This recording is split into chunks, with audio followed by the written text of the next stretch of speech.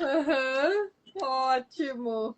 Muito bem. Já estão chegando algumas pessoas. Sejam bem-vindas. Uma boa noite. Hoje vai ser uma live bem especial, vocês vão ver.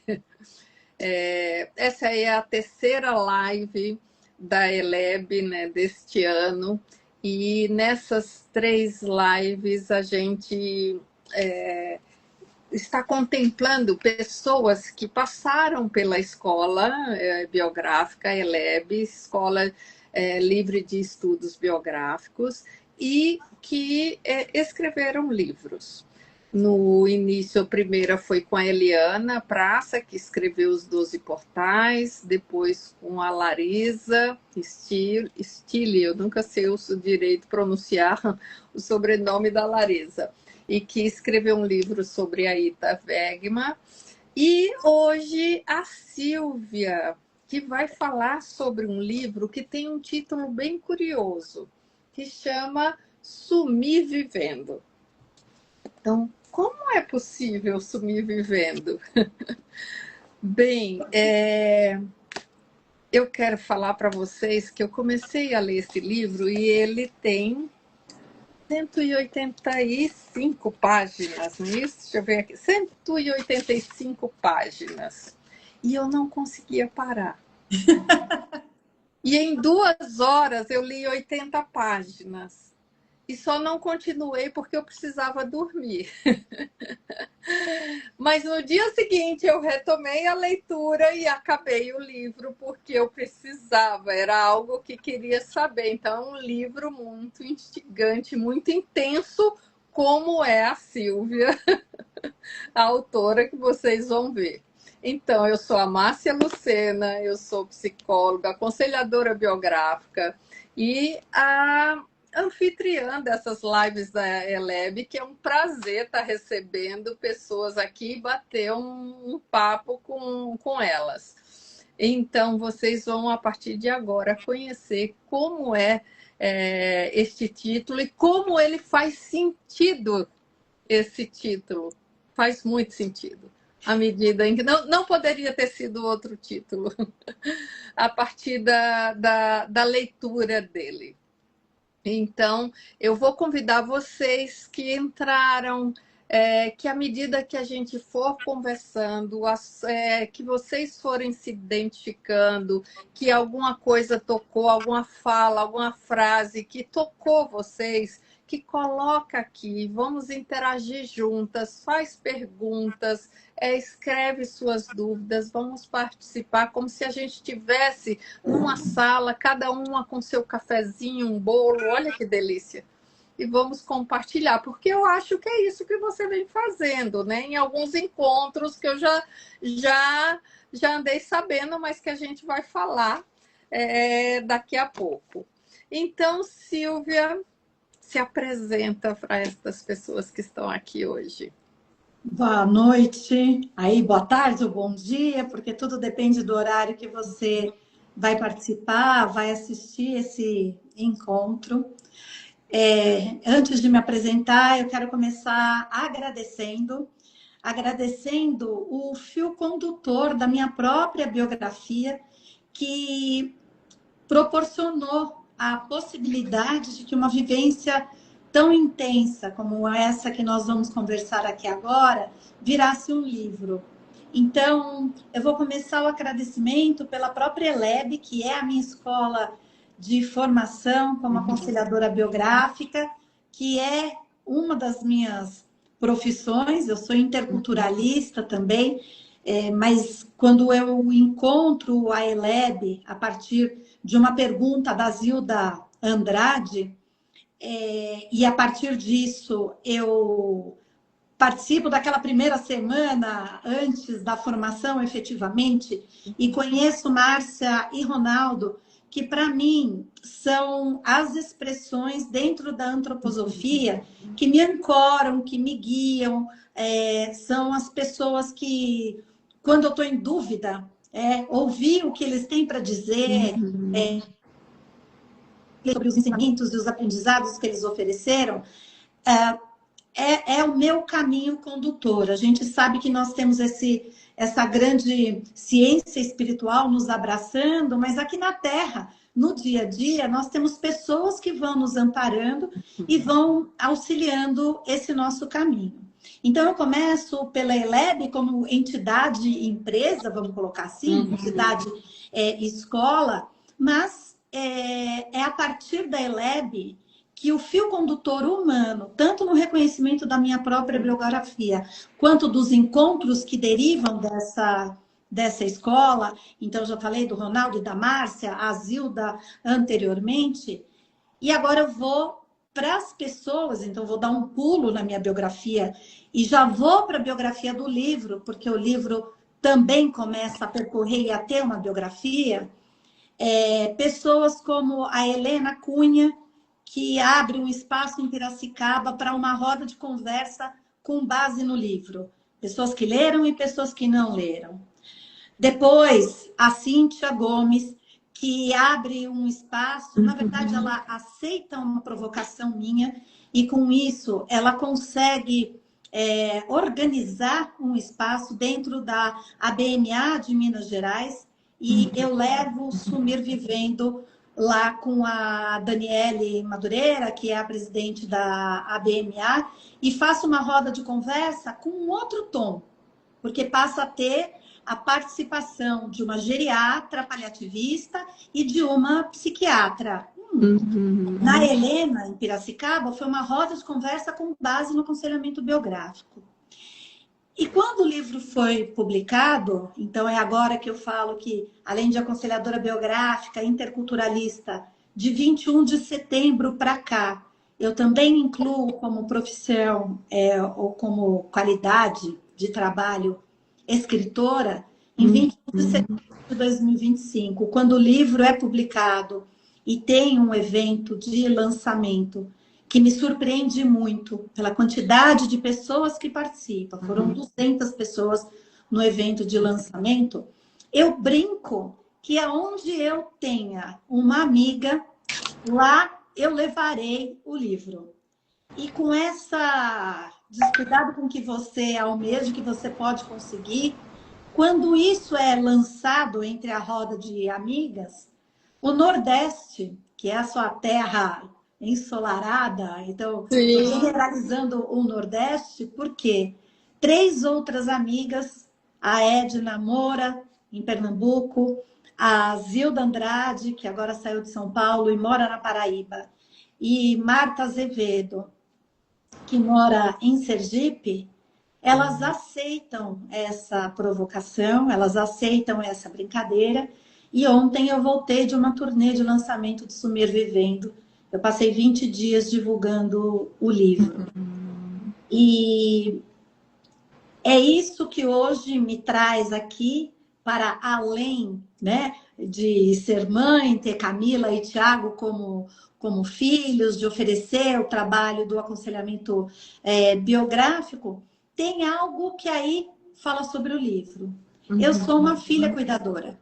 Eu tenho essa profissão que não é rentável, muitas vezes, além de não ser rentável, empobrece, adoece e cuido. Agora não às 24 horas do dia, porque a minha mãe e o meu padrasto foram institucionalizados, da minha mãe, Karen, que é a personagem, eu diria que junto comigo é a personagem principal do livro, o meu padrasto, Eli, e o livro tem ainda a presença do meu filho. Então, agora como escritor e falando de Sumir Vivendo, é essa história que tem esses 4 personagens que vão conviver durante a pandemia, como um processo que aconteceu com várias, aliás, aconteceu com o mundo todo e aconteceu de uma forma diferenciada para cada uma das pessoas, mas é nesse contexto de pandemia, voltando para a casa da minha mãe,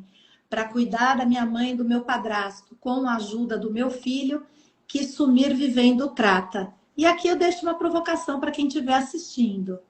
Se a gente está na pandemia, está falando de sumir e está falando de viver, será que isso, e de filha cuidadora, será que isso já aponta em alguma direção sobre o título do livro? Olha aí, a Patrícia já colocou, dizendo que vai ficar 15 minutos só, porque tem reunião, mas que recebeu o convite lá da Helena, ó, em Piracicaba, e que a amiga dela trouxe o livro, e que ela devorou em uma tarde. Eu sei bem como é isso, Patrícia, hein? Em uma tarde de domingo. Que escrita tão linda e profunda. Fez reavivar as feridas de infância. Gratidão por colocar um livro tão delicado no mundo. Que E eu lindo, quero né? agradecer a Vivi, desculpa te cortar, Márcia, porque a Vivi, se eu não me engano, ela está em processo de formação, ela tem algum recorte aí do aconselhamento biográfico, é professora Waldorf, é uma pessoa que faz bordados maravilhosos e, sem dúvida, sem a força da Vivi também, para fazer convites, como esse convite para a Patrícia, Piracicaba, né, o encontro em Piracicaba ficou mais rico porque a Vivi também participou. Patrícia, obrigada. Que legal. Mas vamos começar nesse livro que você já foi falando que começa bem na pandemia. E você vai situando até o que está acontecendo um pouco antes em você, as vivências, e culmina justamente na pandemia, a tua entrada nesta casa que foi o teu lar de infância e agora passa a ser. Conta pra gente.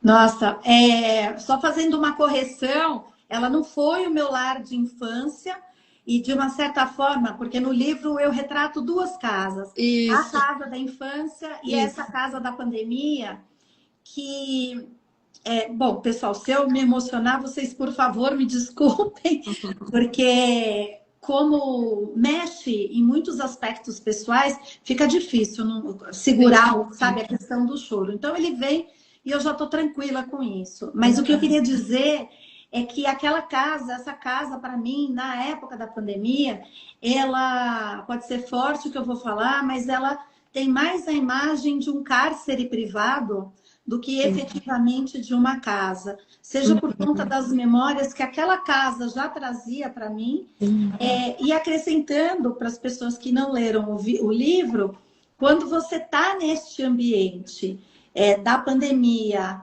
e deixo também, né? Eu vou colocar uma série de perguntas para quem assistir a live, para que posteriormente você entre na sua própria biografia, para talvez fazer algum tipo de reflexão em relação ao que a gente está conversando aqui. Mas se quem nos assistir voltar para a época da pandemia, tivemos diferentes contextos. Tivemos pessoas que, no contexto da casa, tudo estava em equilíbrio, né? As pessoas estavam bem, lidaram com aquelas dificuldades, mas a dificuldade externa não trouxe um peso para a realidade interna da casa.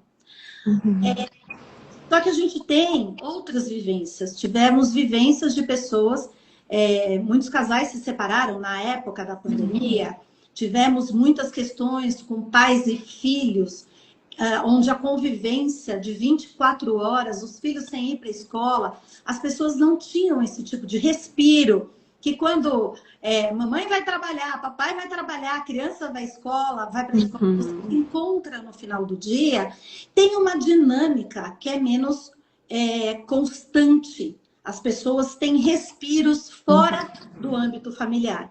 E nós não tivemos isso naquela época, então algumas famílias tiveram questões de relacionamento acirradas na época da pandemia, porque o passado e as questões mal resolvidas estavam ali presentes. Voltam à tona, né?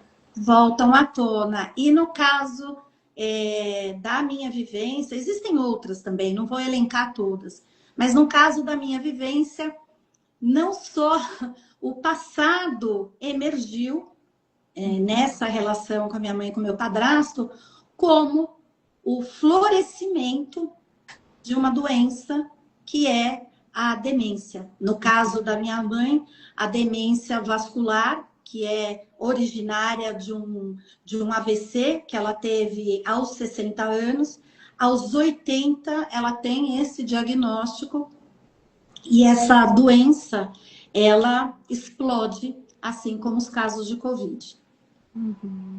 E foi um desafio gigantesco, né, para você. Quando você fala a tua prisão, enclausurar, né, a gente vai acompanhando nessa leitura, né, o peso que vai tendo, né, à medida em que você vai adentrando ou nessa prisão e os desafios do dia a dia vão crescendo, né, diante de você e você se depara com os desafios do externo e do momento presente e com aqueles do interno, né? E uma briga, né, daquela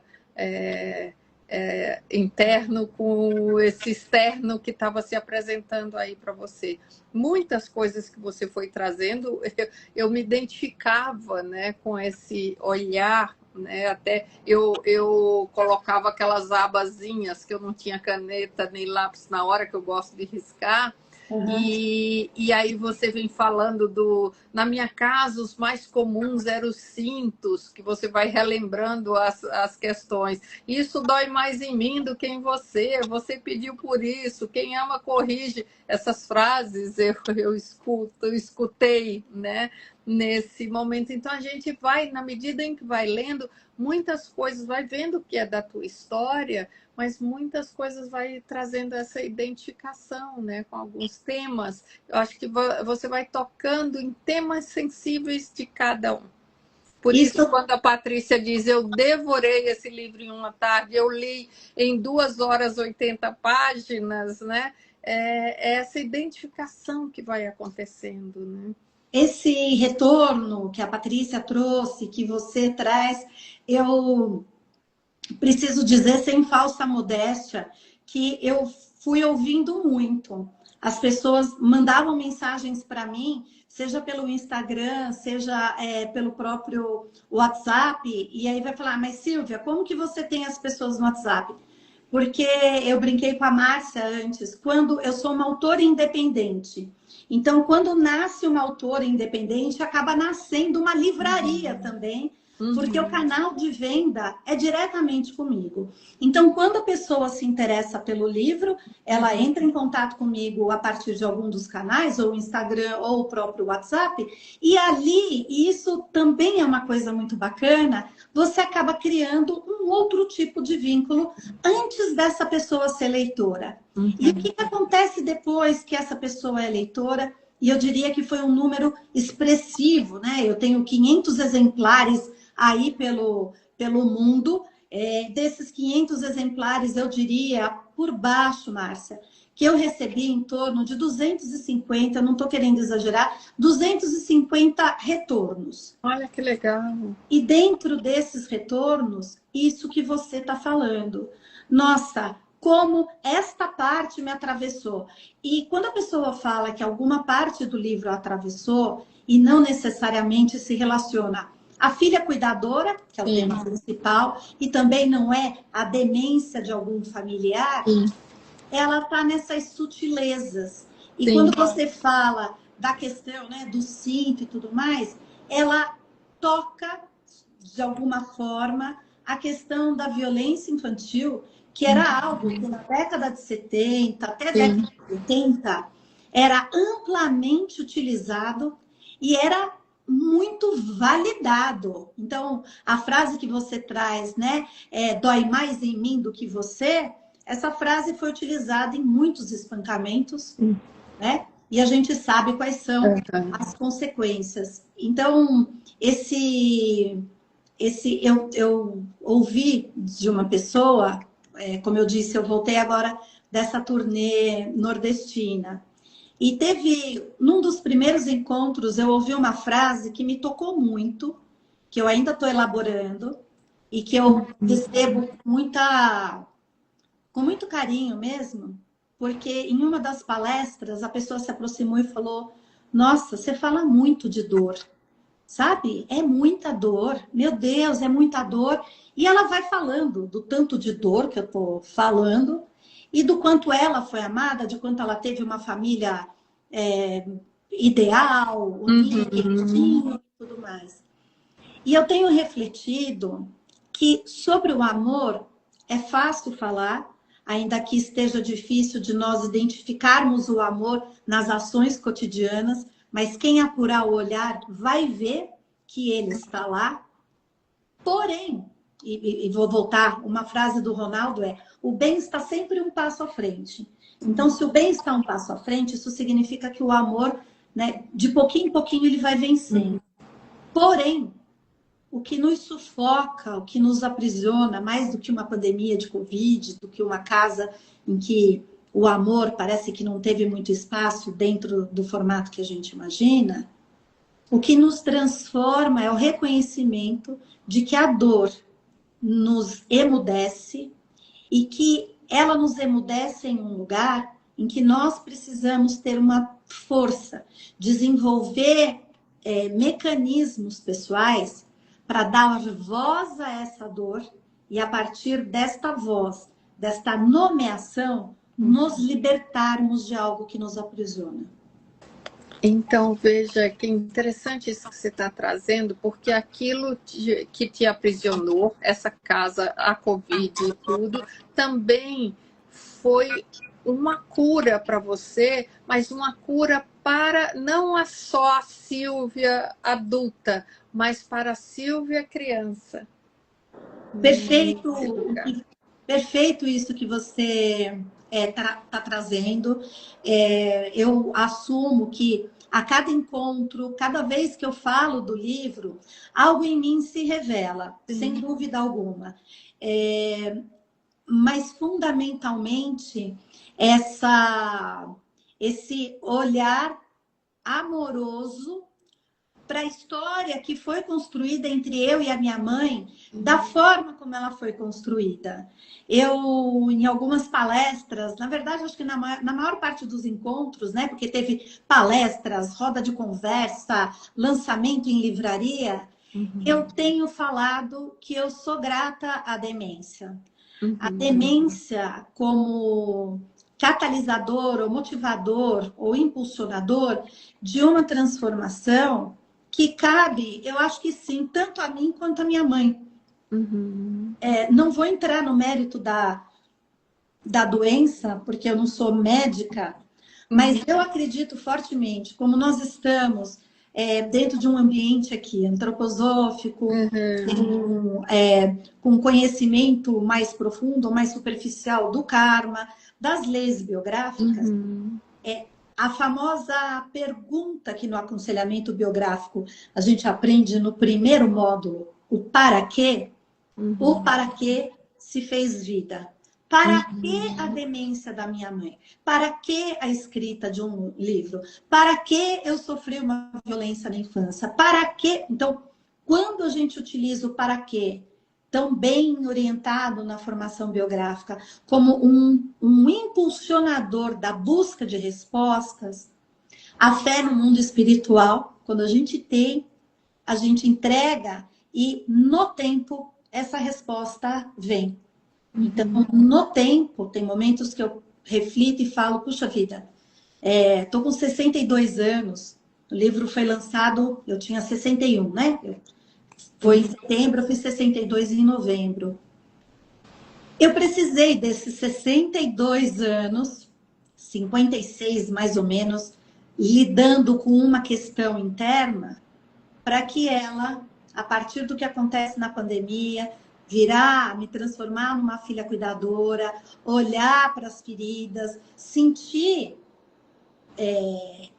reavivar de forma mais intensa sentimentos como ódio, frustração, raiva, negação, invalidade, invisibilidade e alguns outros que talvez eu não consiga nomear aqui, o para que se fez, né? O para que aflorou. E nos encontros que eu tenho tido, quando em volta do livro, porque agora eu entendo que o livro ele começa a ter uma vida própria.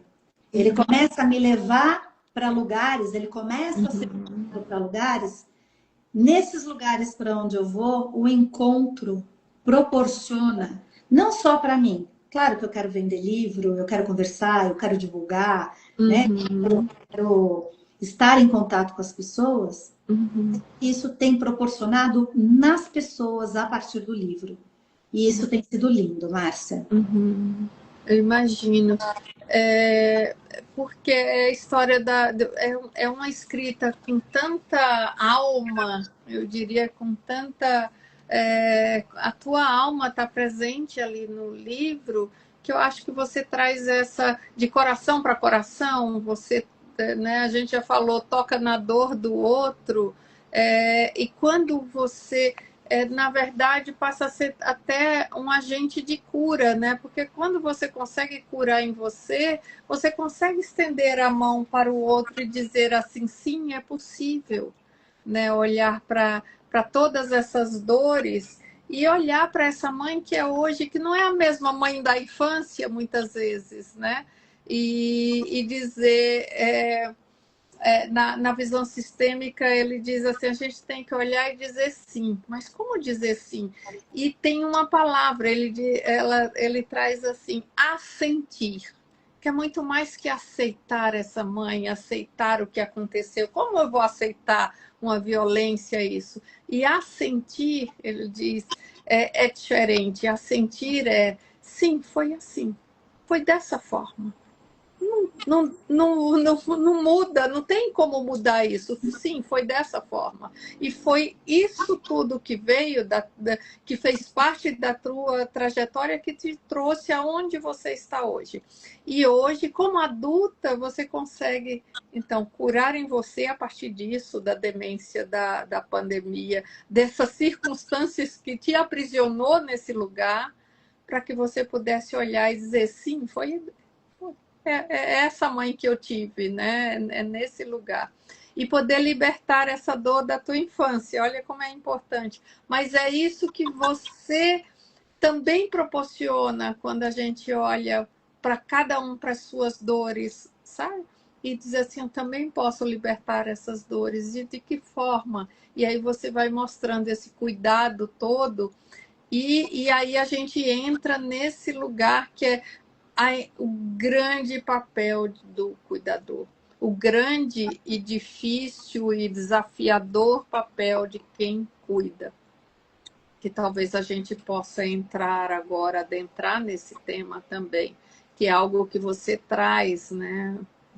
E esse é um assunto, eu diria, vou até brincar, eu estou na crista da onda, porque eu estou falando de um assunto assim super atual, absolutamente Isso. contemporâneo. E contemporâneo em que sentido?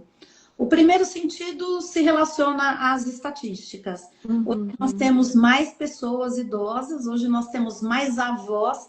Eu li uma reportagem assim. Hoje nós temos mais avós no mundo do que netos. Então, esse é um primeiro dado estatístico. O segundo dado é que os velhos estão ficando ultra velhos, ou seja, estamos ultrapassando a barreira dos 90 e Uhum. dos 100 anos. Sim. Não é mais incomum uma pessoa de 100 anos. E Uhum. junto com essa pessoa de 100 anos, tem um filho que envelheceu junto com ele. Então, a minha mãe hoje está com 89 anos, ela vai fazer 89 anos agora em abril, e eu com 62. Eu brinco, antes eu era filha, ela era mãe, agora nós somos da turma da terceira idade, né? Eu estaciono no mesmo lugar que ela poderia estacionar, eu uso a carteirinha de transporte que ela usa, nós entramos nessa mesma faixa. E com isso, uma parte, talvez a gente possa sim atribuir uma questão das doenças mentais relacionadas ao que aconteceu na pandemia, mas é inegável que por conta dessa grande quantidade de pessoas idosas vivenciando pela primeira vez um idoso cuidando de outro idoso, e esta novidade, o mundo de maneira geral e em particular o Brasil não está muito preparado Não, para não isso. está mesmo. Então, como que nós vamos lidar com isso? Porque eu estou aprendendo a ser filha cuidadora, idosa, enquanto eu estou cuidando da minha mãe, Uhum. enquanto eu estou me percebendo velha, né? Não só pelas rugas, mas pela falta de energia, pelas dores no corpo, pelo fato de oferecer alguma coisa num determinado momento e precisar de muito mais tempo para me recuperar depois. Então, o livro também abraça esse, ou atravessa, né? Que é um verbo que está meio na moda agora, ele toca esse assunto também, desse envelhecimento que acontece comigo e com meu filho, com os meus pais. Eu fui fazer uma roda de conversa na Associação São Joaquim de Apoio à Maturidade. Sim. Ali, que é um espaço que oferece atividades para idosos de Carapicuíba, uma cidade de São Paulo. Ali, nós já temos esse assunto de bisavós cuidando dos bisnetos, ao mesmo tempo que ainda dá dinheiro para a neta e para a filha. Uhum. Olha que desafio. E quando a gente faz o recorte socioeconômico, isso fica maior ainda. Sim. Então, Márcia, tem muito assunto no livro mesmo. Uhum. Ele desperta muitos temas, né? Esse tema dessa... como é que se cuida desses idosos? Eu vi um vídeo esses dias de uma mulher de 92 anos se despedindo do filho de 72 que estava morrendo e dizendo, vai filho, né? Então tem isso que você está trazendo, o envelhecimento está aí, né? Está para todos. O tema da morte, que é outro que vai se colocando diante, né? Embora ninguém queira ouvir falar, temos que falar. O tema desse, como é que se cuida? Você tá, uma das coisas que, como é que se cuida como é que o cuidador pode se voltar para si, se ele que precisa se voltar, e quão desafiador é, porque ele está ali no espaço do cuidado com o outro, e muitas vezes não se percebe, que é o que você traz. Tem amigas que vêm falando, até você se deparar com uma fragilidade sua para poder, né, entrar nesse lugar de olhar para você. Então, são muitos temas que você realmente toca, né, com esse livro, que foi tão marcante, né? Eu tenho gostado também que as pessoas falam que riem e choram ao mesmo tempo. Então, que essa minha característica de falar meio escancarada muitas vezes, né? Um pouco debochada, que isso traz leveza para um assunto tão difícil, né? Então, que tem momentos que você solta uma gargalhada solta e em algum momento você acaba aquietando. E teve gente, eu recebi depoimentos por áudio das pessoas terminando a leitura e aos prantos e falando, eu não imaginei que fosse me tocar, até porque eu também acho que ele tem uma imagem muito bonita no final, e essa imagem que se envolve com o fogo, ela passa a ter um outro tipo de simbolismo, que é desse calor que nutre, que cria um espaço para o amor, que pode... É no fogo que a gente transforma as coisas. A imagem da fênix, né? De morrer e dali, daquelas cinzas, renascer bela. Essa é a cura, né? Exato. Começa a acontecer, né? Exato. É esse o famoso febrão, né? Isso. Então, ali teve um febrão de cura. Eu tenho estado muito feliz com o resultado do livro, em especial com os depoimentos que as pessoas me enviam e a maneira como ele... Quando eu estava para publicar, eu tive muito medo, Márcia, de publicar. Imagina. Por conta da exposição, estava claro que era uma exposição muito grande. Medo do julgamento. Eu falo coisas no livro que... Como assim você fala isso da sua mãe? E isso para mim foi muito difícil.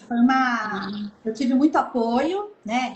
Inclusive acompanhamento terapêutico para poder pular essa barreira e ir para o mundo. E quando eu começo a receber mensagens de pessoas dizendo, você me deu voz, eu percebo que o tema, ainda que um tema seja talvez particular, mas quando a gente fala de vulnerabilidade e quando a gente fala de palavras não ditas, de palavras implicadas, a gente percebe que a dor humana é aquilo que nos aproxima demais. E que eu reconheço na dor do outro um pouco de mim. E nesse reconhecimento a gente se cura junto. Isso. Esse que e é a essência até de um trabalho biográfico, né? Quando eu conto a minha biografia para o outro, eu reconto para mim, mas o outro também pode se identificar, né, ao ouvir, né? Então, ao ouvir o teu relato, cada um pode se identificar, mas ao você contar, você também reconta, né, tudo isso para você. E esse vai entrando nesse, como a gente tem falado do processo de cura, né? Que é bem bonito. Este livro, como é que as pessoas podem comprar este livro, adquirir este livro? Bom, primeiro, como eu disse, autora independente, eu publico e eu vendo. Então, se alguém quiser comprar o livro, é comigo. Essa é a boa notícia. A notícia maravilhosa é que, graças a Deus, esse livro está esgotado. Eu vou para a segunda edição, agora em maio.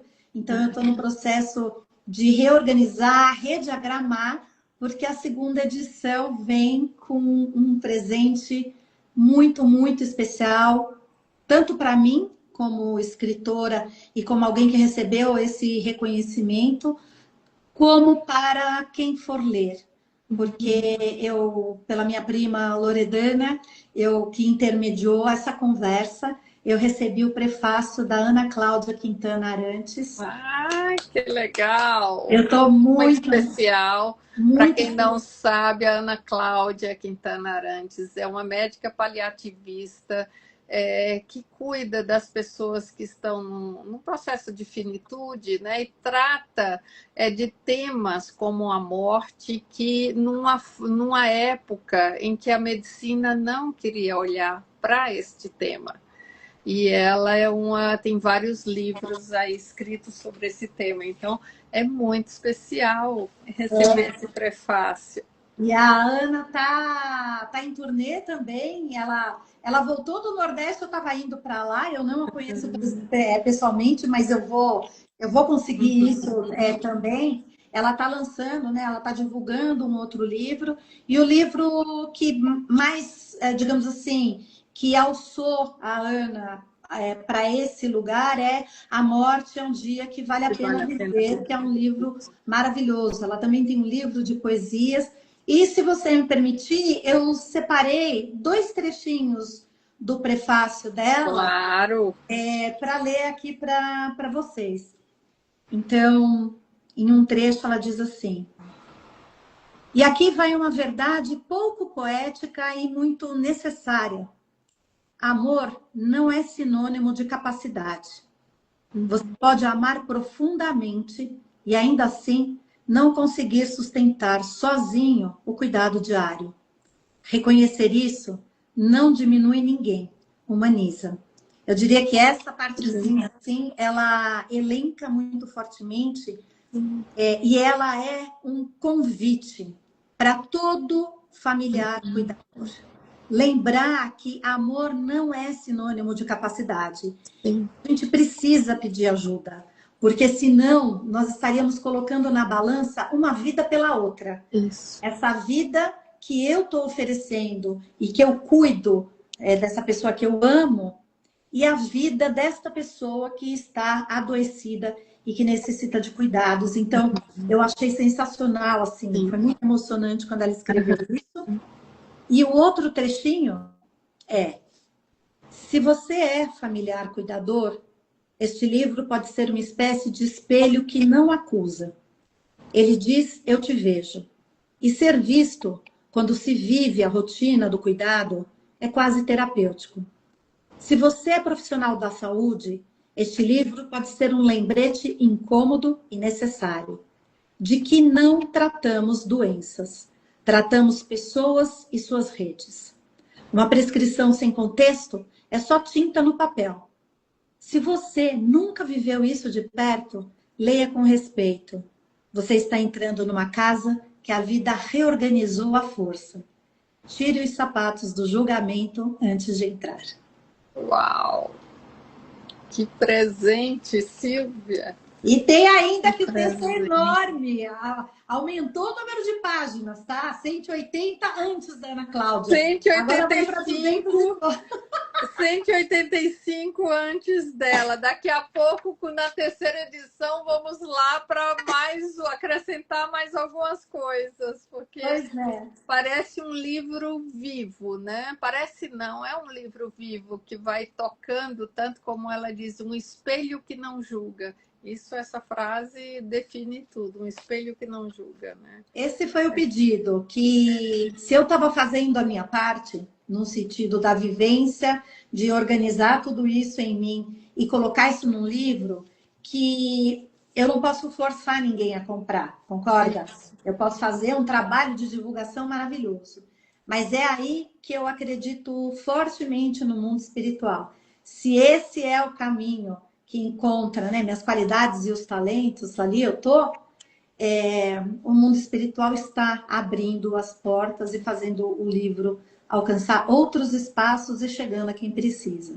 Sim, com certeza. E, gente, quem quiser, já faz uma lista de preferência, @Silvia Beatrix, a gente vai deixar aqui na legenda, para vocês entrarem em contato com a Silvia, já reservar, porque Eu estou pelo fazendo a visto. pré-venda. Isso é sério. Eu estou fazendo Então, a pré-venda porque vai ter tanto no físico, né? Vai ter tá. exemplar de novo, mas em maio eu vou fazer um lançamento também na plataforma digital. Então, Ah, que quem legal. quiser, eu já estou com a lista de pré-venda. Ótimo. Então, vale super a pena ler esse livro.